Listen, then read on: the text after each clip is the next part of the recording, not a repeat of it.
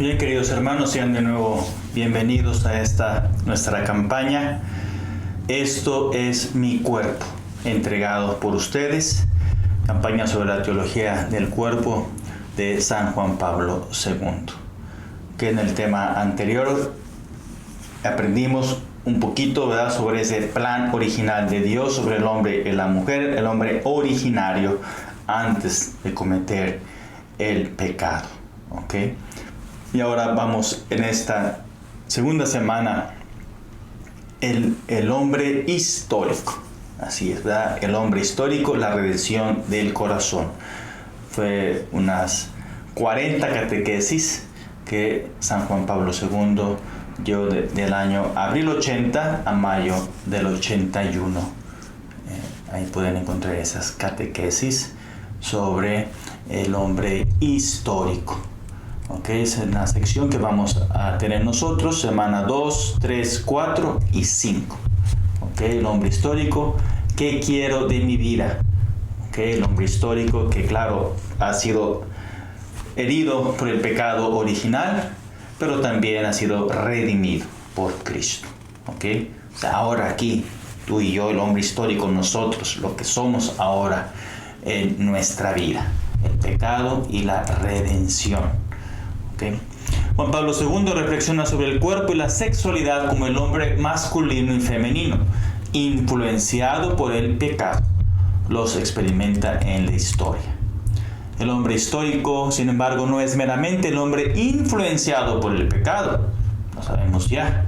Somos pecadores, somos débiles, nos enojamos, peleamos, gritamos, hacemos cosas malas, pero es aún más el hombre redimido en Cristo Jesús. El hombre histórico refiere en primer lugar a las personas humanas en su condición actual, manchadas por el pecado. ¿Okay? No podemos negar, no puedo tapar el sol con un dedo. El pecado existe, es algo tremendo. Las guerras, la violencia, los homicidios, los abusos, tantas cosas malas que hay en el mundo de hoy. Es ese el hombre de hoy, influenciado por ese poder tremendo que es el mal, que es el pecado. El hombre histórico refiere en primer lugar a las personas humanas en su condición actual, manchadas por el pecado. El hombre histórico ya se ha convertido en el hombre redimido, transformado desde dentro por la gracia salvífica de la muerte de Cristo en la cruz y el poder de su resurrección. Entonces vemos por un lado el hombre manchado, el hombre influenciado por el mal, por la debilidad, pero también por otro lado la gracia de Dios, el amor de Dios, la presencia de Cristo que nos redime, nos santifica, nos perdona, nos saca toda esa mugre que llevamos dentro.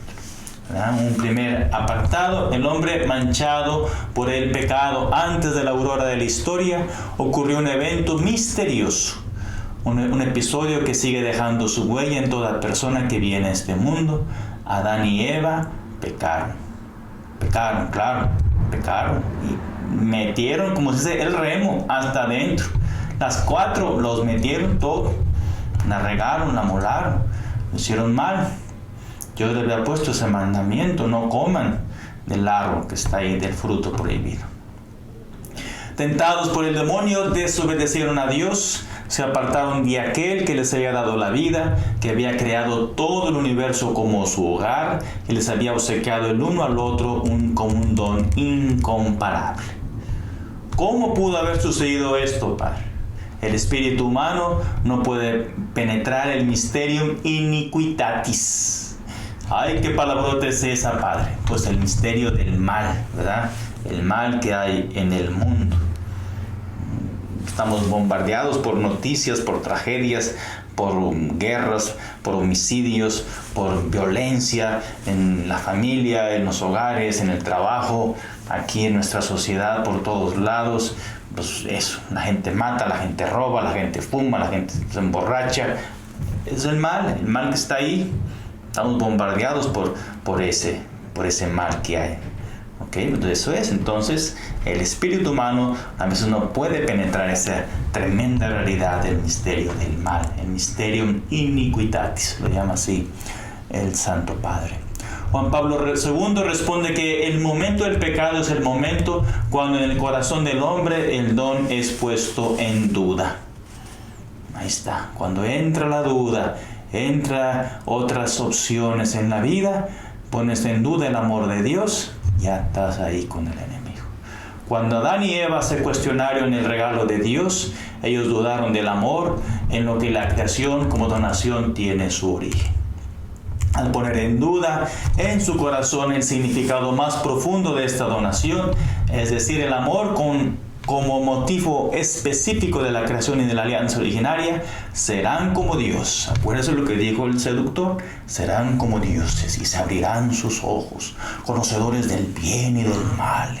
Entonces, cuando uno ya empieza a maquinar y a pensar otras cosas, pones en duda ese amor de Dios Padre, ahí estás, ya la amolaste. Entonces, cuidado, no poner en duda el amor, sino confiar en su amor, en su misericordia. Cuando uno pone en duda, el hombre vuelve las espaldas al Dios, amor al Padre, en cierto sentido lo rechaza de su corazón. A la par, por tanto, aleja su corazón y lo desliga a aquello que viene del Padre, quedándose solo con lo que viene del mundo. El hombre histórico emerge en el escenario como alguien manchado por el pecado. Es aquel que al principio de su aventura terrena encontró dentro de sí el conocimiento del bien y del mal al romper la alianza con su Creador.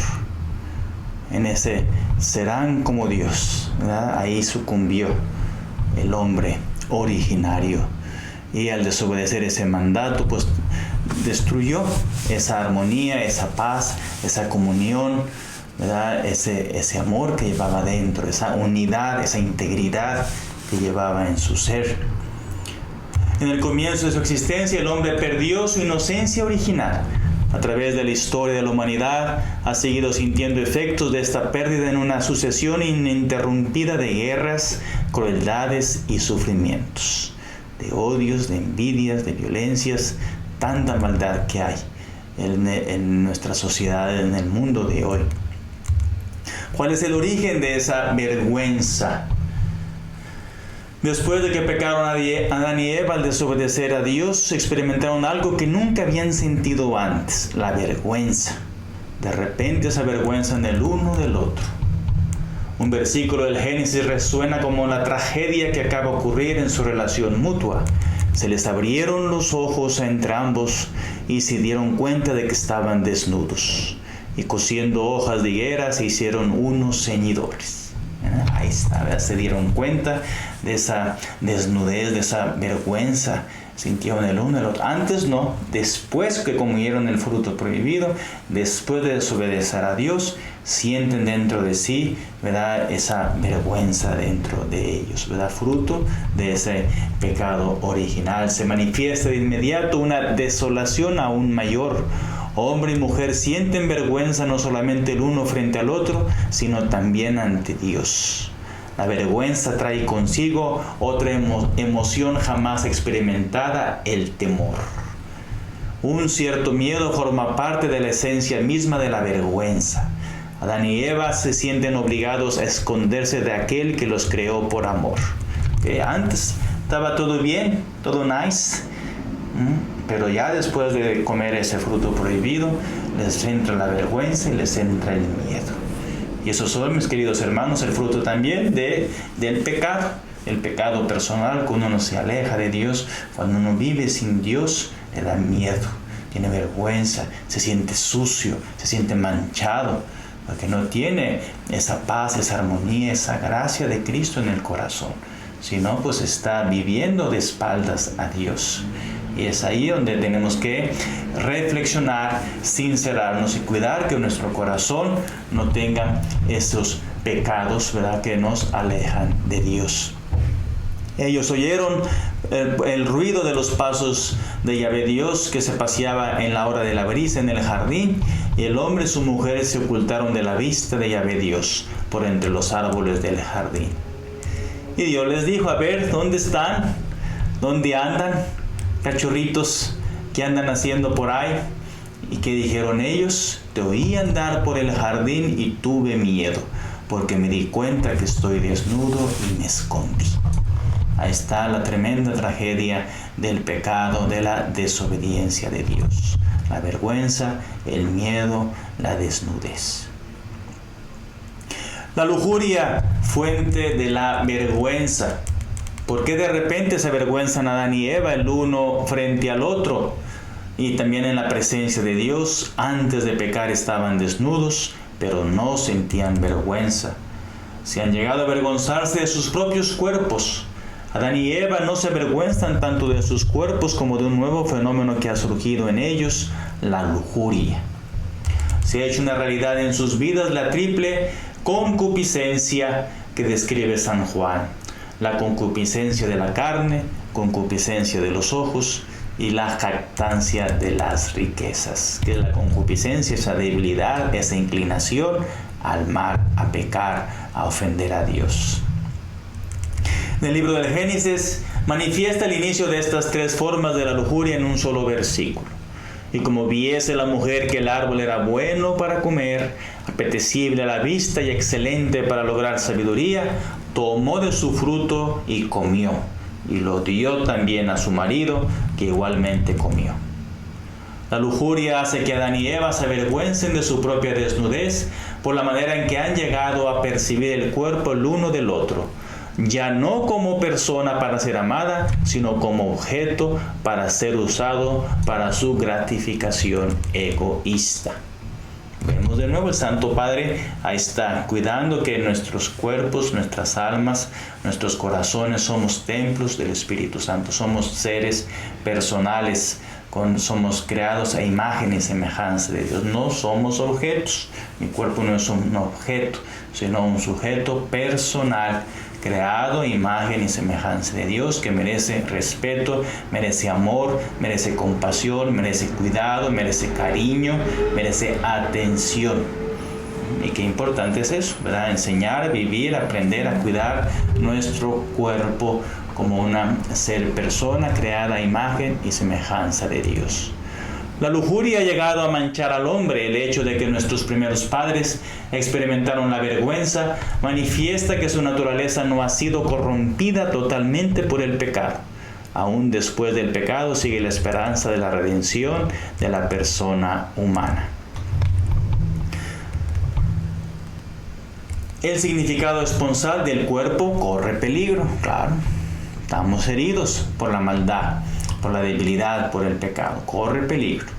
De una persona a un objeto. Eso es lo que ha traído el mundo de hoy. La revolución sexual especialmente. Tratar a la mujer como un objeto. Y no tratarlo como una persona. Con cuidado, con cariño, con atención, con amor. Y es ahí donde tenemos que tener cuidado para tratar al hombre, a la mujer, a los niños, a los jóvenes como personas que somos, creados y amados por Dios. El hecho de que Adán y Eva experimenten la vergüenza los conduce a la modestia, cosen hojas de higuera para cubrirse. Esta vergüenza y la subsecuente modestia manifiestan que la lujuria no ha destruido completamente el significado esponsal del cuerpo humano. Sin embargo, la concupiscencia del pecado amenaza constantemente el significado esponsal. Lo hace en primer lugar el reducir al cuerpo de la otra persona como un objeto de placer.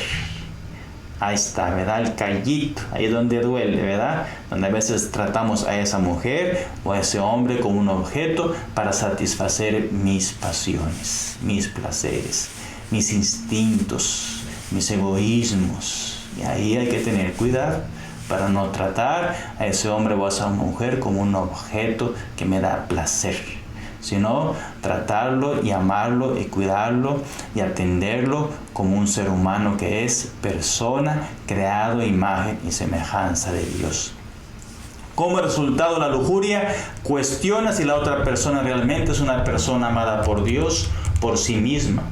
Podría decirse que le quita al hombre la dignidad del don, expresada por su cuerpo mediante la feminidad o masculinidad, y que en cierto sentido despersonaliza al hombre, convirtiéndolo en objeto para el otro.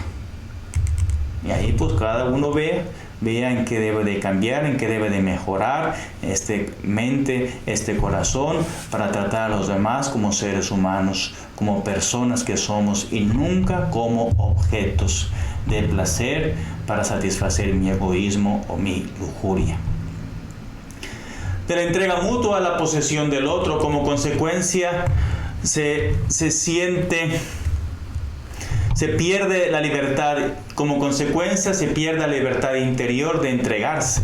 En su lugar, la lujuria busca aprovecharse del cuerpo del otro como objeto para el disfrute de las pasiones.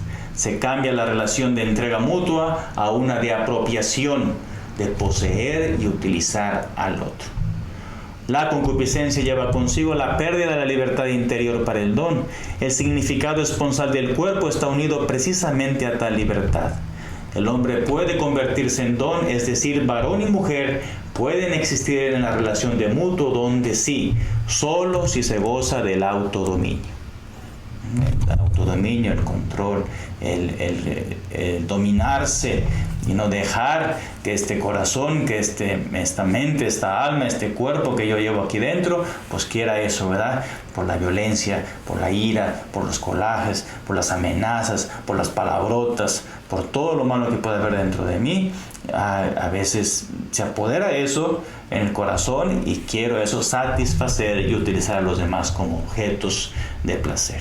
Y eso hay que tener cuidado, sino tener ese autodominio, ese control, esa inteligencia iluminada por la fe, esa voluntad dispuesta a hacer siempre lo que Dios quiere, lo que Dios le agrada, es decir, en el amor, en la comunión, en la misericordia con que trato a los demás. Concluyendo, mis hermanos, claro, el hombre ha sido manchado por el pecado. No poner en duda los dones de Dios, sino aprender a confiar siempre en las palabras de Cristo que me invitan a no tener miedo, sino a confiar y entregarme a Él de todo corazón. La lujuria es la fuente de la vergüenza como instrumento que el enemigo utiliza para llevarme a la perdición de mi alma. El significado esponsal del cuerpo corre peligro. No utilizar el cuerpo de mi esposa como un objeto que me haga satisfacer mis pasiones y bajos instintos, sino amar a mi esposa como una persona creada a imagen y semejanza de Dios. Hagamos esta oración ante la tentación de usar a una persona. Tú eres una mujer o un hombre hecha a imagen y semejanza de Dios, para nunca ser mirada como objeto de mi gratificación. Señor Jesús, dame la pureza de corazón para ver la imagen de tu gloria en la belleza de esta mujer o de este hombre, y ordena mi deseo sexual hacia el verdadero amor. Yo renuncio a mi tendencia de usar a esta persona para mi propio placer egoísta y uno todos mis sufrimientos a los tuyos en la cruz. Amén.